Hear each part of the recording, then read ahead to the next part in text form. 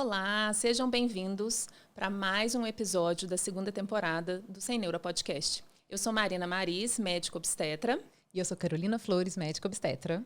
Esse podcast, gente, tem o nome de Sem Neura, porque o nosso objetivo é realmente tirar as neuras das mulheres.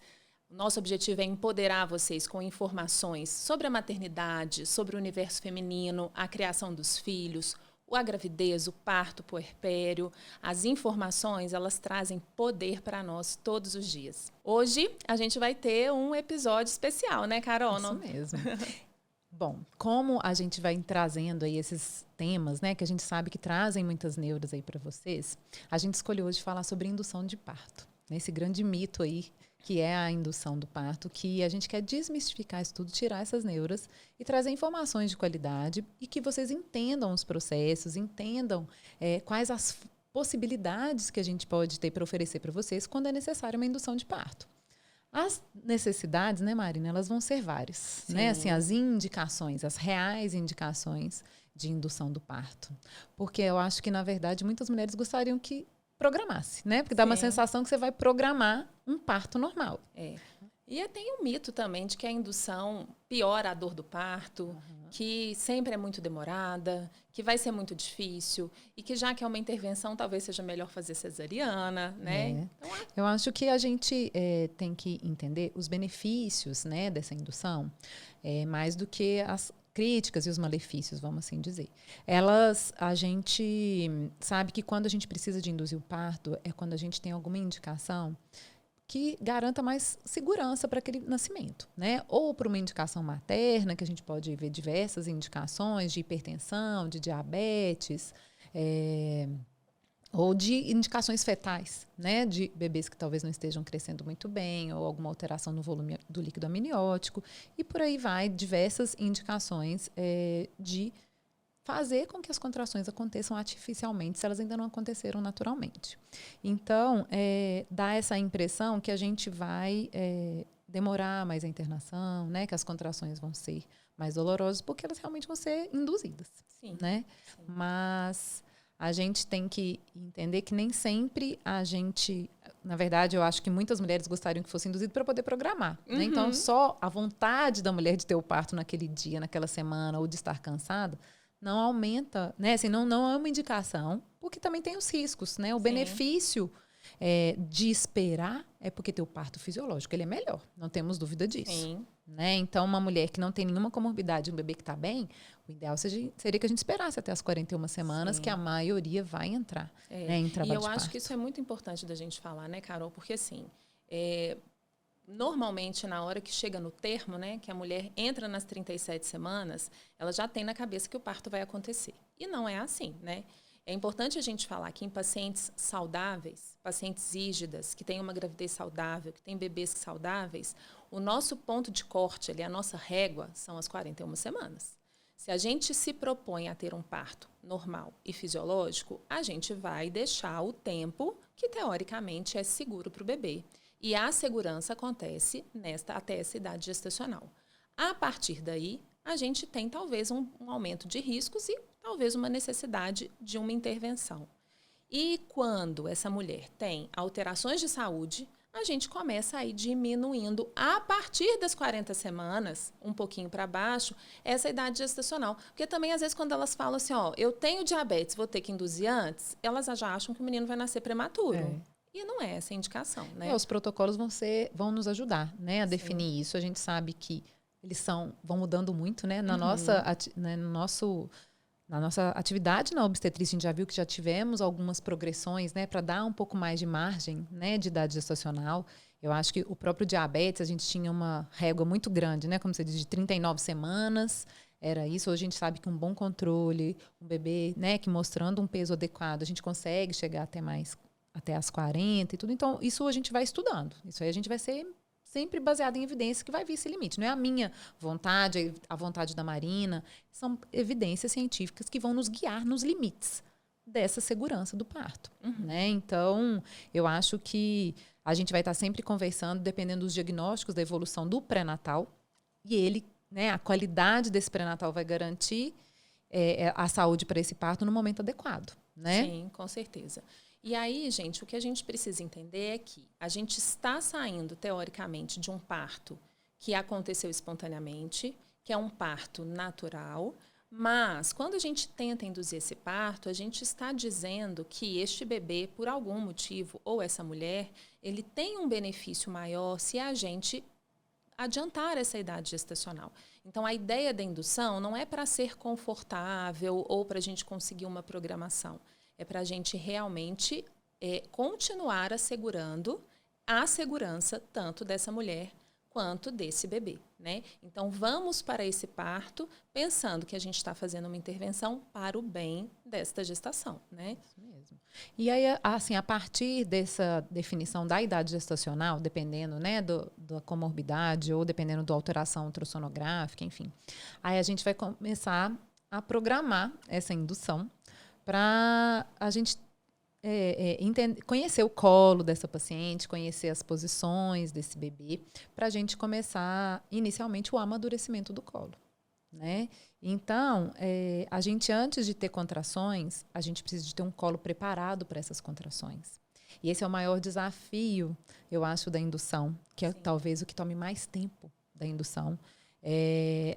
Esse amadurecimento do colo, que a gente chama que é afinar o colo, é amolecer o colo para que ele esteja preparado para quando as contrações começarem ele progredir na dilatação, né?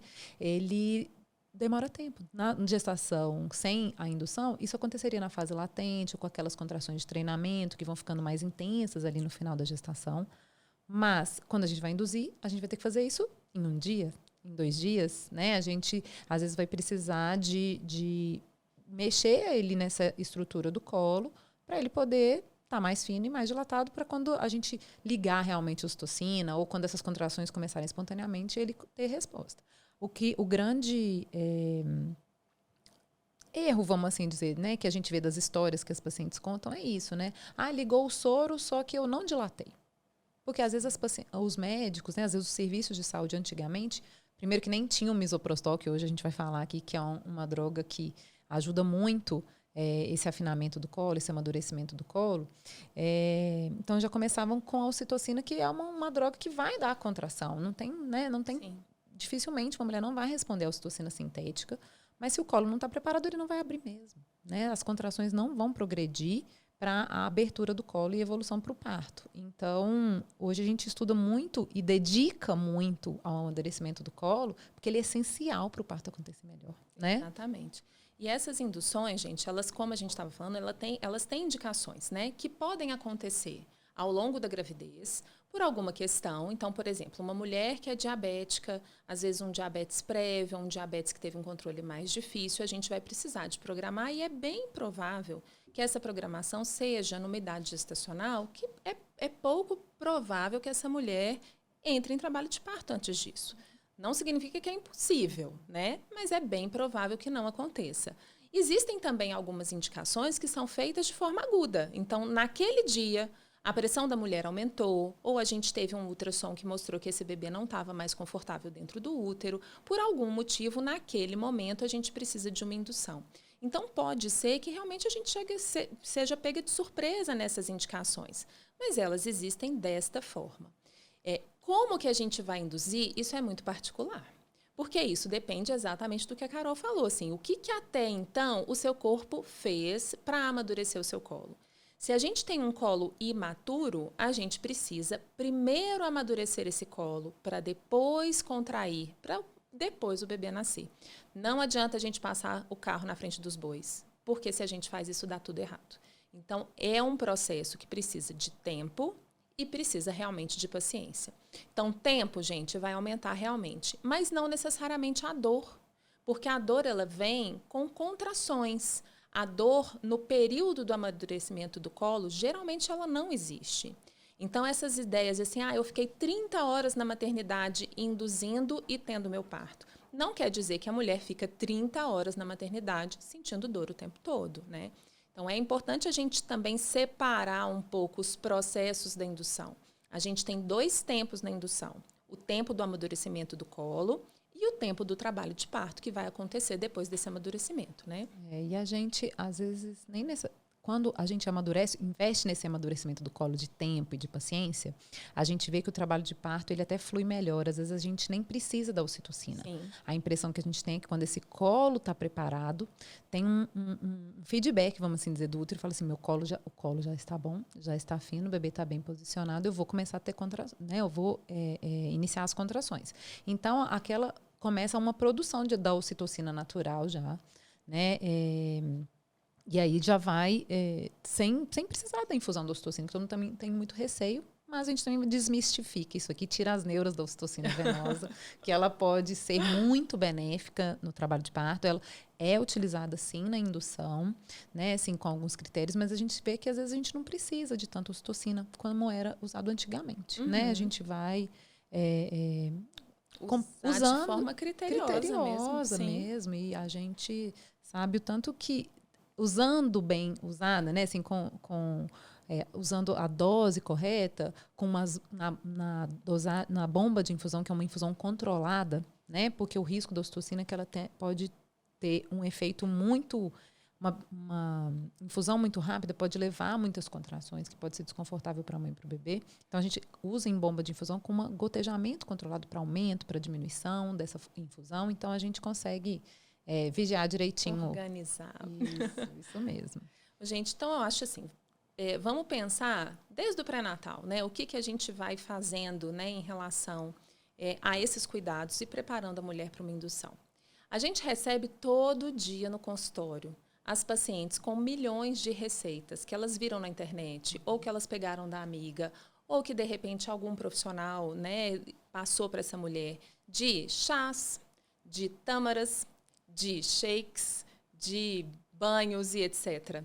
E é importante a gente tomar um pouco de cuidado com isso, porque primeira coisa importante é que nós, médicos, nós jamais vamos prescrever esse tipo de uso dessas medicações para indução, porque, na verdade, são normalmente medicações, às vezes produtos naturais, frutas, etc., que a gente não consegue ter evidência científica de que isso realmente seja benéfico ou eficaz. Um médico, teoricamente, não deve prescrever absolutamente nada para paciente que não tem evidência científica, né? A gente não tira os tratamentos da nossa cabeça. A gente precisa tirar de estudos que mostrem eficácia. Então, a gente tem que tomar um pouco de cuidado, porque, às vezes, gente, um chá que pode ter sido benéfico para uma mulher, não necessariamente vai ser para outra. Às vezes, nesta outra mulher, o uso desses métodos naturais, eles podem, inclusive, ser maléficos. E a gente também tem que entender que se nós temos uma gravidez sem intercorrências, com um bebê saudável, com uma mulher saudável, o que a gente quer não é ter um parto fisiológico. Se a gente quer ter um parto fisiológico, a gente não precisa nem de induções naturais, porque seu corpo, ele sabe o que ele precisa fazer, na hora que ele precisa fazer, do jeito que seu bebê precisa que seja feito. Então, também a gente ficar ansiosa, achando que a gente tem que fazer alguma coisa, a gente não tem que fazer nada. O seu corpo sabe fazer isso. E quando ele precisar, ele estiver pronto para fazer isso, ele vai fazer, né? É isso mesmo. Se não tem intercorrência na gestação, não vale a pena a indução. Né? É isso, assim, se não tem nenhuma intercorrência com a mãe e com o bebê, não vale a pena. Vale a pena esperar pelo menos até as 41 semanas, né? A gente sabe que a gestação pode ir até as 42, mas a gente, pelos protocolos, por todos os estudos, a gente sabe que existe essa evidência científica que mostra mais segurança até as 41. Então, com 41 semanas, a gente vai pensar se vai induzir ou não. Mas até lá, se não tem intervenção, não use os chás, não use indução natural, porque é uma intervenção. E você não sabe como que seu bebê vai lidar com isso, como o seu corpo vai lidar com isso. Então, se a gente precisar de induzir, a gente vai internar, né, Mari? A gente vai estar juntos. Na verdade, tem algumas coisas que a gente até pode fazer antes da internação, né? Para começar esse amadurecimento do colo. E o primeiro deles, então, é o descolamento de membranas, né? Sim, descolamento de membranas. Muita gente tem dúvidas sobre isso, né? A gente... é uma intervenção... Na verdade, assim, é um toque vaginal que normalmente a gente não faz mais no pré-natal, né? Assim, a gente não precisa mais fazer toques vaginais no pré-natal durante a gestação, porque ele não tem mais evidência de nenhum benefício. Nem que vai dar previsão de parto, né? Assim, nem a predição de parto prematuro. Ou a gente faz outras medidas ultrassonográficas, né, do comprimento do colo e tudo, que vão nos dar essa previsão. Mas fazer o toque em todas as consultas, ou mesmo no final para saber se está dilatando ou não, não tem evidência que justifique essa necessidade. Então, quando a gente tem um colo, uma paciente, na verdade, que precisa de induzir, a gente vai avaliar esse colo para saber quais são as possibilidades de amadurecimento dele. Sim. E um deles é o descolamento de membranas, que vai ser um toque vaginal consentido, né? A gente vai explicar para a paciente, olha, eu vou fazer um toque e vou ver se dá para a gente fazer um descolamento de membranas que vai servir de estímulo para o próprio amadurecimento do colo e para, às vezes, desencadear algumas contrações. Então, é só um toque, o colo tem que estar aberto, né, minimamente para passar um dedo nosso, e a gente vai passar o dedo ao redor ali da membrana, que é a bolsa miniótica, descolando ela um pouquinho da parede do útero, mas não tem ruptura de membrana, não vai romper a bolsa. Tá? Descolar a bolsa é diferente de romper a bolsa. É muito importante. Muita gente confunde essas duas coisas. E diferente de descolar a placenta, que é mais grave ainda. Mais grave ainda. Né? Então, a gente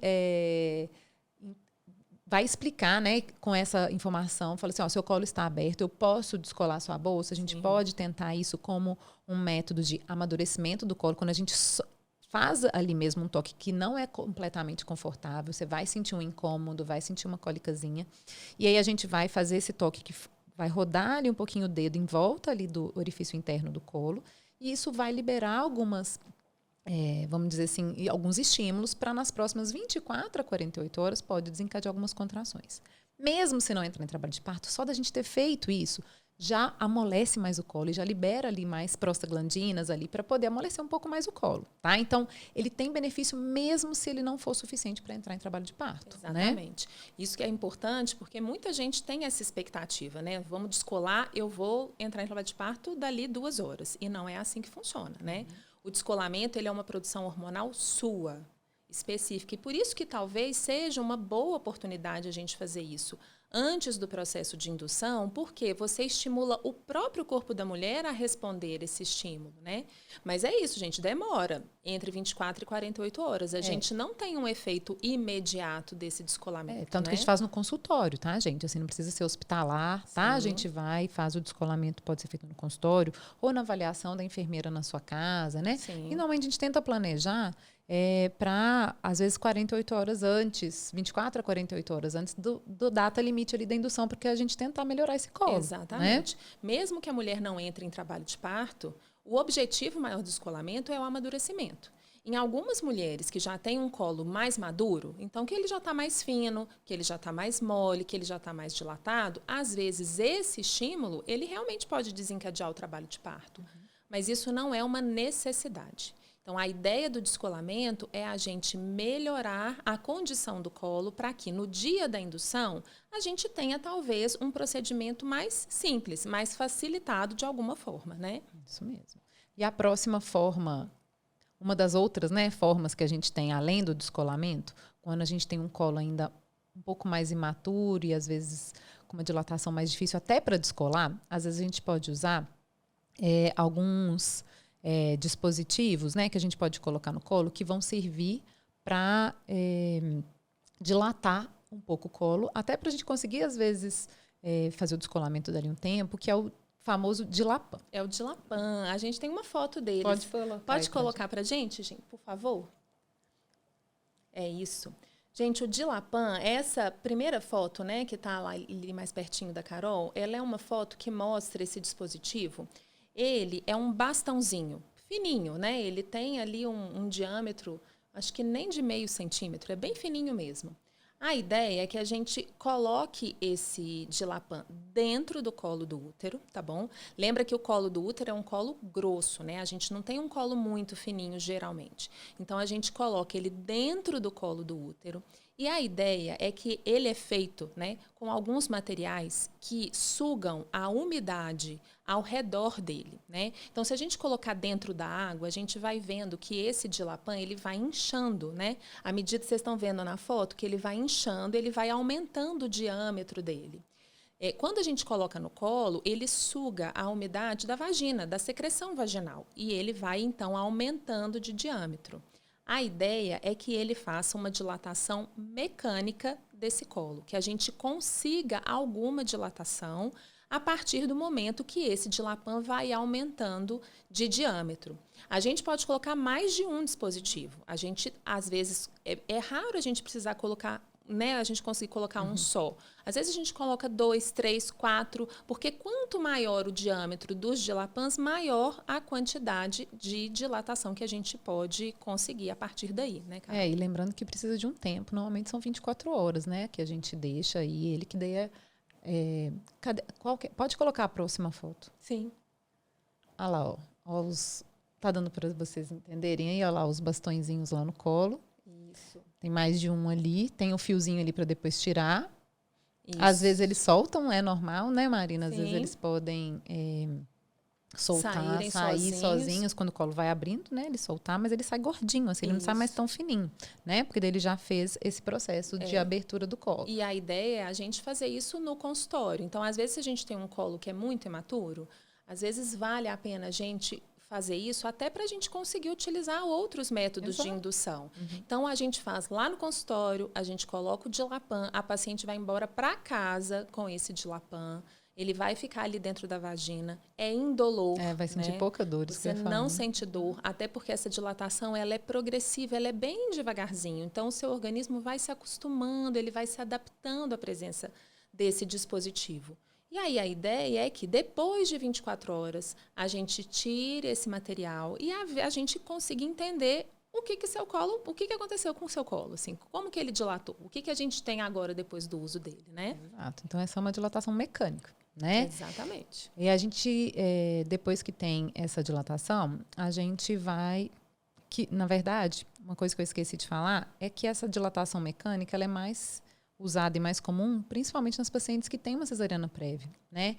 E elas precisam, às vezes, não conseguem utilizar métodos farmacológicos, que a gente vai falar também, mas vão precisar de métodos mecânicos, vão precisar de uma dilatação mínima, pelo menos para a gente usar os balões que a gente vai falar. Então, a gente, passado esse tempo, se o colo já abriu, após as 24 horas do Dilapan, a gente vai pensar na indução mecânica com o balão. Né? Isso. E aí, a partir daí, gente, os procedimentos, eles são todos hospitalares. Né? Então, é importante a gente entender que a gente está começando um processo, mas que, a partir daí, a gente vai para dentro do hospital para poder fazer o restante dos métodos em si, fazer o restante do trabalho aí da indução. Isso mesmo. Então, depois que a gente tem esse colo já um pouco mais dilatado, a gente pode usar como um mecanismo de abrir um pouco mais, usar os balões, que a gente tem 2 tipos hoje em dia aqui disponíveis. A gente tem o método de Krause, que vai usar uma sonda vesical, só que com um volume desse balão, de insuflação desse balão maior. Né? A gente às vezes coloca 60, às vezes até 80 ml, dependendo da sonda que a gente consegue colocar. E esse balão ele vai ser introduzido dentro do colo, que já tem uma abertura mínima aqui, ou foi pela própria paciente, ou pelo descolamento, ou pelo Dilapan, e aí a gente consegue insuflar lá dentro do colo esse... A gente tem uma foto da sonda, Carol. A próxima, por favor. Olha lá.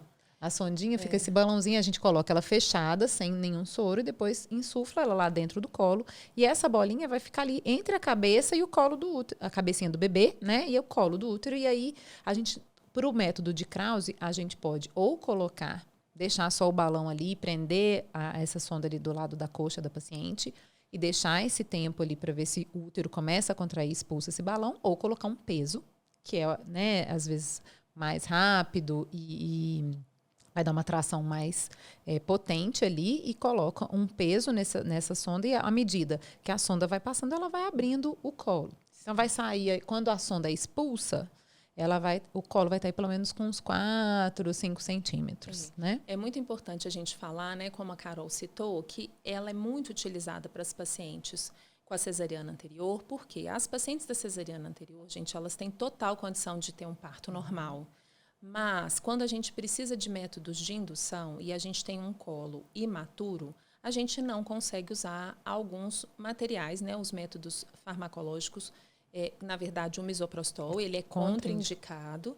Então, se a gente tem um colo que é imaturo, é melhor que a gente abra esse colo com o uso dos mecanismos mecânicos do que a gente use realmente a ocitocina, né? Como a gente citou lá no início, né, do podcast, quando a gente usa a ocitocina num colo que não está preparado para receber a contração, não vai funcionar. Então, não adianta a gente fazer isso. Antes de usar a ocitocina, a gente precisa abrir esse colo alguma coisa. Mas também é importante a gente falar que o balão, ele tem a capacidade de atingir alguma dilatação, mas o colo do útero, ele não só tem que dilatar. O colo do útero, ele precisa amolecer e ele precisa afinar.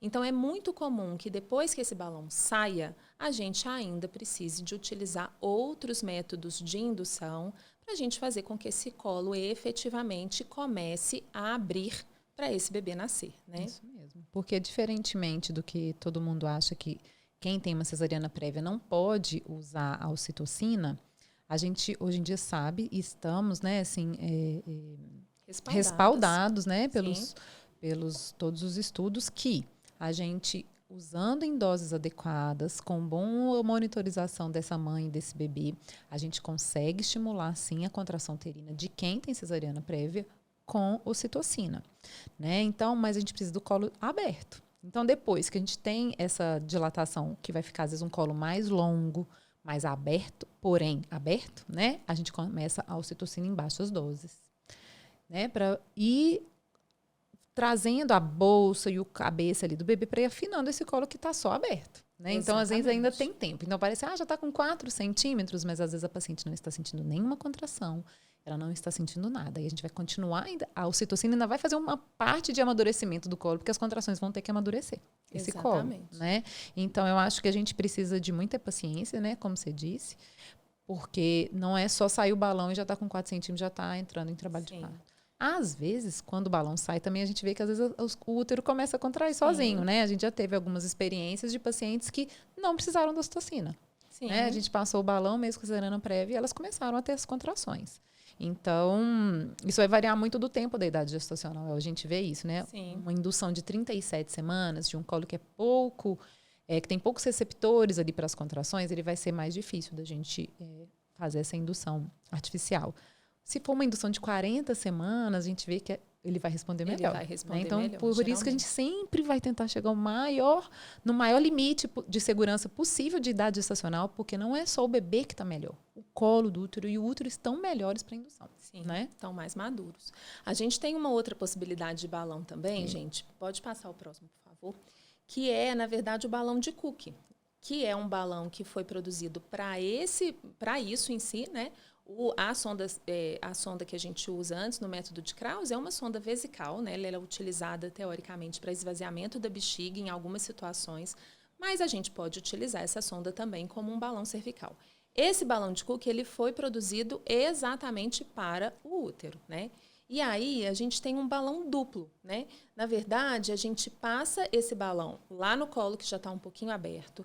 Esse primeiro balãozinho, que é da extremidade mais distante, ele fica dentro do útero e esse segundo balãozinho fica fora do útero. Então, o colo do útero, ele fica meio que esmagadinho ali, sanduíche. Um sanduíche dentro, entre esses dois balões. E aí, a gente tem um processo mecânico, na verdade, de achatamento desse colo. A ideia é que a gente, mecanicamente, consiga achatar esse colo para fazer com que ele abra, né, com que ele dilate. E ele precisa de mais tempo, talvez, do que o método de Krause com o peso, né? Assim, porque não é fácil ter esse afinamento, né? Não é em 2 horas, em 3 horas, nem.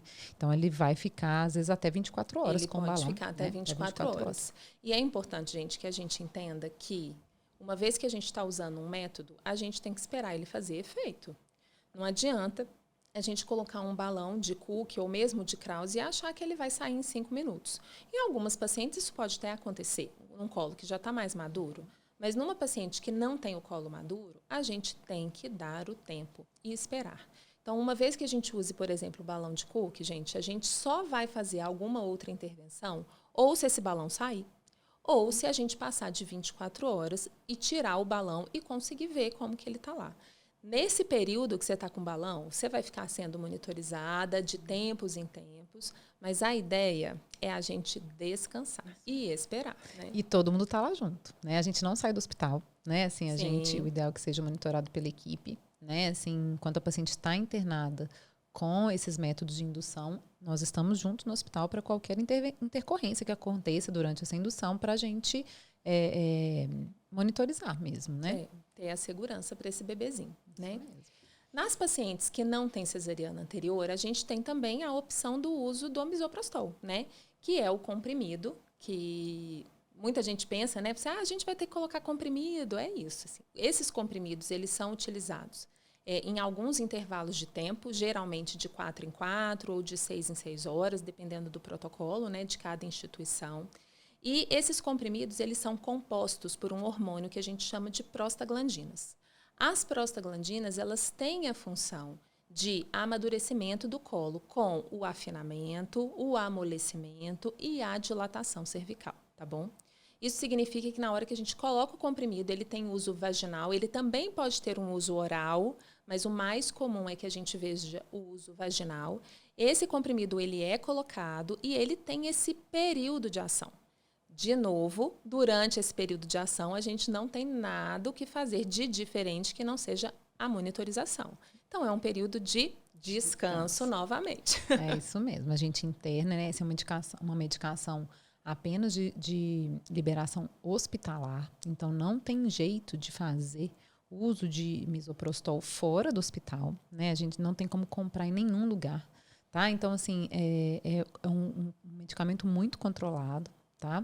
Ele é a mesma droga que é utilizada nos abortamentos, quando a gente precisa também induzir a abertura do colo para fazer, né, alguma curetagem ou a própria expulsão do material do aborto. Só que as doses são diferentes, tá? A dose que a gente usa, que às vezes tem gente que assusta, é o Citotec, é o mesmo, só que é uma dose muito menor, porque o útero a termo, ou né, próximo ao termo, ele precisa de menos medicação do que aquele útero do abortamento, que é muito pequeno. Então, é a mesma droga, só que em doses adequadas para a idade gestacional. E eu acho, assim, eu adoro misoprostol. Eu acho, assim, sensacional. Eu acho que a gente tem outra assistência obstétrica depois que a gente passou a usar o misoprostol. Ele tem um efeito muito bom no colo. E eu falo, o tempo que a gente está ali na indução, que está parecendo que não está acontecendo nada, porque às vezes a gente pode ficar até 24 horas ou mais colocando esses comprimidos aí na vagina a cada 4 horas para poder ir afinando esse colo.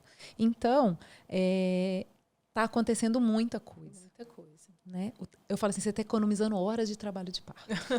Porque quem não amadurece o colo são as contrações da fase ativa que vão ter que dilatar esse colo. Né? Mas quem tem um amadurecimento do colo prévio, ele vai ter um colo muito mais responsivo. E às vezes a gente vê que, apesar da internação parecer longa, às vezes o trabalho de parto é mais curto. Sim. Né? Porque você já tem um colo tão fino e tão dilatado, assim, né? Mais dilatado, começar aí um trabalho de parto com 4 centímetros e um colo bem fininho, esse trabalho de parto ele vai ser muito mais rápido. As horas mesmo de fase ativa são menores, né, do que o tempo que a gente fica com a paciente que está no trabalho de parto natural. Exatamente. Né? E a gente não tem como saber, gente, previamente, quantos comprimidos que vão utilizar, quanto tempo que vai se passar, porque isso é muito individual. Cada mulher tem uma resposta diferente ao uso do misoprostol, né? Então, a gente tem que ir com o coração aberto, sabendo que pode ser que a gente precise de passar mais tempo. E lembrando que esse tempo ele vai aumentando progressivamente. Então, se a gente coloca um comprimido, a gente só vai fazer uma nova avaliação, caso a gente não tenha nenhuma mudança muito brusca, né, das coisas, a gente só vai fazer uma nova avaliação dali 4 horas ou dali 6 horas, né? Se a gente colocar outro comprimido, novamente, mais 4 horas. E isso vai aumentando esse tempo. Por isso que é muito importante que a mulher descanse, que ela relaxe, que ela fique monitorizada, mas que ela tenha realmente um descanso. Lembrando que esse comprimido, gente, vai fazer com que seu parto seja muito mais suave, muito mais tranquilo, né? Isso mesmo. Normalmente, a gente vai colocando esses comprimidos enquanto não tem trabalho de parto, enquanto não tem contrações. Quando começa a ter a contração ativa do trabalho de parto, a gente não coloca mais o comprimido, porque uma vez absorvido ali, a gente não tem mais como reduzir a dose, né? Então, a gente vai observando esse tempo de descanso, de monitorização. colocando as doses até a próxima avaliação, né? Assim, então, se entra em trabalho de parto, a gente avalia para ver se vai colocar outro comprimido ou se a gente já vai desencadear o trabalho de parto espontâneo ou se vai precisar de ocitocina, né? Uma vez amadurecido, se é um colo que com 3 doses já chegou aí a 4 centímetros, 5 centímetros e mais fino, a gente não precisa mais do misoprostol, ele já está amadurecido. A gente tem índices, né, critérios de posição da bolsa, posição do colo, afinamento do colo, que vão dar uma pontuação para a gente falar se está precisando de mais misoprostol ou se já pode usar ocitocina. Então, é tudo muito criteriosa, né? Assim, essa Sim, indução técnico, né? técnico. Não tem ninguém... eu acho que vou colocar mais uma. Não, a gente faz exame do colo, coloca isso, né, assim, nesses critérios ali para saber se precisa de mais amadurecimento ou se ele já é considerado amadurecido. E aí, daí, a gente pode fazer um outro método de indução que eu acho que, quando tem um colo amadurecido, é o rompimento da bolsa. Sim. O rompimento da bolsa, gente, é uma coisa maravilhosa, na verdade, né? Porque, na verdade, quando a gente rompe a bolsa, a gente não está usando medicações, né? Teoricamente, é um processo um pouco mais natural, né? A bolsa de águas, ela, quando tem aquela quantidade de líquido na frente da cabecinha do neném, ela amortece mesmo esse colo, né? Então, a gente tem como se fosse uma proteção do colo do efeito da cabecinha do bebê. Quando a gente tira aquele líquido dali, a cabeça do bebê, que é uma estrutura rígida, né? Ela é feita de osso. Na hora que a gente tira aquela bolsa dali, essa cabecinha vai direto no colo. Então, isso por si só funciona como um amadurecimento. É como se a gente estivesse usando um balão. A ideia é mais ou menos a mesma. Aquela cabecinha vai forçar no colo. Quando tem a contração, a cabeça ela é empurrada para baixo, ela vai forçar no colo e isso por si só vai fazendo com que o colo abra, com que o colo dilate um pouco mais para a passagem do bebê. Exato. E lembrando que fazer a ruptura, na verdade, da bolsa sem o amadurecimento do colo não vale a pena, né? Tem gente, vou romper a bolsa com 2 centímetros. A gente sabe que isso não tem muito benefício porque esse colo não está fino o suficiente. Mas quando a gente já colocou as doses, né, tem muito benefício, né, da ruptura da bolsa, às vezes que economiza até uma ocitocina, vamos assim dizer, né? Sim. E então a gente sabe que na hora que o colo fino, com a cabeça ali forçando aquele colo, o trabalho de parto já desencadeia sem nenhuma outra intervenção medicamentosa. Porque eu acho que, de ter esse mito, né, de ser mais doloroso, talvez seja um pouco mais. E eu acho isso... Deixar isso livre para as pacientes entenderem que a internação mais longa, às vezes... O dolor, a medicação, né, que induz ali as contrações, às vezes a gente pode ser um pouco mais dolorosa e a gente está no hospital para oferecer esses métodos de alívio de dor, né? Sim, isso é importantíssimo, gente. Estar no hospital significa que você está dentro de uma instituição que tem toda a capacidade, que tem toda a estrutura voltada para o alívio da dor, né? Hoje, tudo que a gente faz, né, pensando no parto em si, é voltado para isso, é voltado para alívio de dor. Então, a gente tem todos os métodos não farmacológicos de alívio de dor, né? Então, a gente tem água, a gente tem chuveiro, a gente tem banheira, a gente tem massagem, a gente tem o uso das compressas quentes, o TENS, a acupuntura. A gente tem milhões de coisas para fazer para diminuir esse processo, para deixar essa dor mais suportável. E a gente também tem a possibilidade do uso da analgesia, né? Em algum momento... Na hora que realmente essas contrações começarem, elas ativarem, a dor das pacientes estiver maior do que o suportável, pode ser que você tenha uma indicação mesmo de uma anestesia farmacológica, né? Exato. E acho que a nossa experiência que a gente tem, né, Marina, que todo mundo pergunta, mas quem induz tem mais chance de ter analgesia? A impressão que a gente tem é que sim. Sim. Né? E tá tudo ok. Sim. Né? Eu sim. acho que é isso, assim... Já está naquele tempo maior, são mais toques, né? Assim, um cansaço ali da internação, né? Não ter o benefício daquela internação mais tardia que a gente tem quando tem o trabalho de parto espontâneo. Então, eu acho que a gente já se prepara, já, né, para uma paciente que está em indução, precisar de uma ocitocina, de uma analgesia na hora que tem um trabalho de parto mais ativo. Sim. E aí o colo, que já estava muito fino, embebido dos medicamentos ali, né? Ele dilata muito mais rápido. Né? Às vezes a analgesia ela é quase... assim, eu falo que ela é um efeito benéfico, tem um efeito melhor do que se a paciente não tivesse, né, tomado. Né? É importante a gente falar isso, né, gente? Porque a gente fica com aquela rigidez de que tudo tem que ser daquele jeito ou de outro, e não tem que ser nada, assim, não existe demérito no parto, né? Assim, a analgesia, ela tem consequências, claro que sim, mas ela também tem muitos benefícios. Então, pode ser que em algum momento essa analgesia seja, inclusive, utilizada como um método que te ajude não só a suportar aquilo, mas também para o relaxamento. Às vezes, quando a gente está muito cansada, quando a gente está muito estressada, a gente já está ali no nosso limite mesmo de conseguir tomar uma analgesia. A gente é uma bênção divina, não é? Exato. Então, elas têm que estar conscientes, né, dos riscos e dos benefícios, que vai demorar um pouco mais. Sim. Né? Mas indução é paciência. Paciência, né? Não tem com jeito. certeza. Né? Tudo que você estaria vivendo lá na sua casa, de dias de fase latente, de amadurecimento ali natural, ali de horas e horas de contrações, a gente está fazendo no hospital em 24 a 48 horas. Aí, né? Assim, já vai estar nascendo aí esse bebê.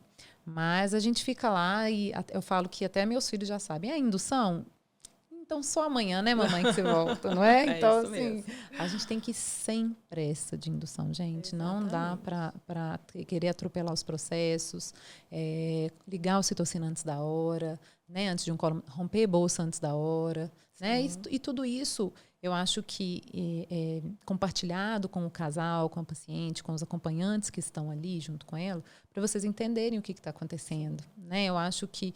E consentirem, né? Tem gente que pode não querer uma indução, precisar de uma interrupção daquela gestação e querer uma cesariana, tá tudo ok. Porque querer passar para indução é isso, é estudar, saber dos métodos, a gente explica, né? E tudo, mas vocês são protagonistas e vão definir, né? Em qualquer momento, qual que é a via de parto que vocês querem. Mas a gente tem induções maravilhosas. Sim. Né? De muito sucesso. A gente não pode esquecer da ocitocina, né, Carol? A ocitocina vem depois disso. Ai, gente, então o famoso soro, né? Todo mundo fala assim, ai, meu Deus, o soro. Gente, o soro, que é a ocitocina, né? A ocitocina é um hormônio natural, um hormônio que a gente mesmo produz. Mas existe o hormônio sintético. E, às vezes, depois de romper bolsa, depois de fazer tudo, a gente ainda precisa, de alguma forma, deixar essas contrações mais ativas, às vezes com um espaçamento menor entre elas, com contrações mais eficazes. E, às vezes, esse soro vai ser necessário. Não tão frequente assim, a gente acha que a gente usa muito ocitocina, não usamos, a gente usa bem pouco. Mas ela é uma ferramenta importante e ela realmente pode ajudar o seu trabalho de parto a dar esse pontapé final, assim, a evoluir, né? E como você falou, né, Carol, assim, essa questão das indicações técnicas, né? O médico não acha nada, né, gente? A gente não acha nada, né? Nós temos protocolos a ser seguidos, né? A gente tem como se fosse um fluxograma mesmo, aos pouquinhos. Então, a todo momento, essa paciente precisa ser avaliada, a situação do parto precisa ser avaliada, para a gente entender o que dá e o que não dá para ser utilizado naquele momento, né? A gente não acha melhor fazer isso ou aquilo, a gente não... eu prefiro usar na minha experiência. Nós não temos experiência nesse sentido. A gente tem indicações que são baseadas em ciência, em evidências científicas, e o que a gente precisa apresentar para o paciente são essas evidências. E aí, uma vez que a gente tem indicações ou não, ou contraindicações de métodos ou intervenções, entendendo sobre esses métodos, as mulheres elas têm mais poder de decisão, né? Enquanto for uma decisão possível de ser feita pelas pacientes, ela deve ser feita. É importantíssimo que as mulheres assumam esse papel mesmo de protagonismo, né? Sim, eu acho que... a gente tem induzido mais. Sim. Porque os protocolos, né, essa ciência toda tem mostrado que às vezes a gente vai interromper uma gestação antes dela ficar ruim, né? Sim. Ela já tem alguns fatores de risco que vão determinar que num tempo bom, com uma mãe bem e um bebê bom, a gente vai precisar de induzir para que não piore a situação ali, né? Sim. Então a gente tem induzido mais para as pacientes que querem passar por esse processo. Então tem que se informar, né? Trazer à vista e todas essas possibilidades de indução, tudo que ela tem, que ela pode escolher algumas coisas ou não, né? Alguns métodos ela pode escolher fazer ou não, mas a gente tem muitos benefícios para ter esse parto vaginal, né? Para ter um bebê que a gente vai acordando ele ali, né? Durante essas contrações, vai mostrando para ele que está chegando a hora dele nascer, já que não foi naturalmente esse tempo dele. Então, eu acho que a ciência nos respalda, tá? Dessas induções, se informem para poder escolher junto com o seu obstetra, né, a melhor forma aí de indução. E eu ia falar de uma outra coisa das multíparas, às vezes só rompimento da bolsa é suficiente, Sim. né? Isso é muito importante. Tem gente que fala assim, vou precisar de ocitocina, vou precisar de misoprostol. Quando o colo já é muito amadurecido, ou pela multiparidade, né? As multíparas às vezes vão ter um colo mais dilatado ao final da gestação sem nenhuma contração, então elas vão precisar de pouco amadurecimento. Ou ela já veio de uma fase latente ali, de muitos dias, e esse colo já é muito bom, 4 centímetros, 5 centímetros, a gente consegue só romper a bolsa, é um estímulo suficiente para um parto. Então, cada um, né, cada mulher, cada bebê vai ter um método aí de indução, mas eu acho que a gente tem bastante segurança e bastante sucesso. Exatamente. Eu acho que as induções, elas são ótimas. E é isso mesmo, gente. É ter a segurança de que, se a gente está precisando induzir o seu parto, talvez a gente esteja, inclusive, garantindo a possibilidade de um parto normal. Caso a gente precise esperar mais, talvez a gente leve a gravidez ou o bebê a uma situação que impeça, inclusive, que ele tenha um parto, né? Então, é uma prevenção de riscos. Essa que é a ideia, né? Isso mesmo. E é isso, gente. As induções são ótimas. A gente não tem que ficar com medo delas, a não. paciente tem que querer. Né? Assim, eu acho assim, não precisa escolher uma cesariana só porque não entrou em trabalho de parto espontâneo. Existe a possibilidade de indução. Né? Então, a gente vai de malicuia. Né, Marina? Sim. Vamos com A gente tem uma malinha de indução no carro. no carro, com coisas para a gente ir fazendo também enquanto vocês estão lá. A gente vai monitorizando, mas a gente sempre fica juntas. Eu acho isso muito importante. Sim. Quando é feito sem equipe também, está sempre monitorizado pelas equipes dos hospitais, né? Monitorizando o bebê, vendo o bem-estar ali daquela mãe, vai avaliando o colo e vendo os métodos, né? Que vão para cada etapa dessa indução. E podem tirar aí qualquer dúvida que vocês tiverem, podem mandar aí pra gente sobre indução. Cuidado com os métodos não né, assim, não respaldados. Exatamente. Que a gente tem um pouco de receios.